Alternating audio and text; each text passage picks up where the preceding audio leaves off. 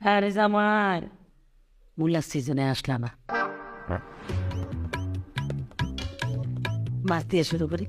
মাছটা এ কিতা মা মাছ মাছের লগিটা কিতা মূলা তোলা সিজনও তো আসলা না, আসলে তোর মাছ রান্না করা লাগতো না। গুড়া মাছ দেই। গুনা মাছের লগে যে কিতা মা ওমা মূলা না আরে